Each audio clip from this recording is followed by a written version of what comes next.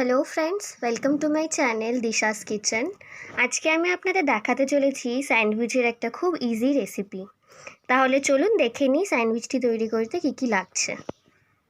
সবার প্রথমে নিয়ে নিচ্ছি একটা মিক্সিং বোল। এবার এর মধ্যে দিয়ে দিচ্ছি এক এক করে কেটে রাখা সবজিগুলো।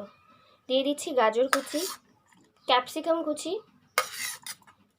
পেঁয়াজ কুচি আর দিয়ে দিচ্ছি টমেটো কুচি। এবার এর মধ্যে দিয়ে দিচ্ছি সামান্য পরিমাণ লবণ, গোলমরিচের গুঁড়ো, দিয়ে দিচ্ছি 2 চামচ মতো মেয়োনিজ। এবার এই সব কিছু খুব ভালো করে মিশিয়ে নিচ্ছি। ভালো করে মিশিয়ে নেওয়া হয়ে গেছে, এবার এটা সাইডে রেখে দেবো। এবার আমরা নিয়ে নিয়েছি একটা ব্রেড। এবার এর ওপর থেকে আমরা ওই মিক্সচারটা দিয়ে দেবো। ওপর থেকে ভালো করে মিক্সচারটা স্প্রেড করে দিয়ে আর একটা রুটি দিয়ে চাপা দিয়ে দেবো। এই একইভাবে আমরা আরও স্যান্ডউইচগুলো তৈরি করে নিয়েছি।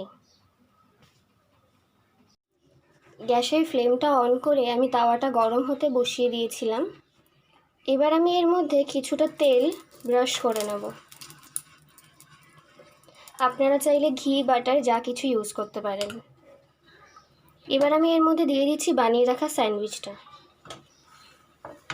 স্যান্ডউইচের দুই দিকটা ভালো করে সেঁকে নেব। এক পাশটা হয়ে গেছে, এবার এটা উল্টে দেব।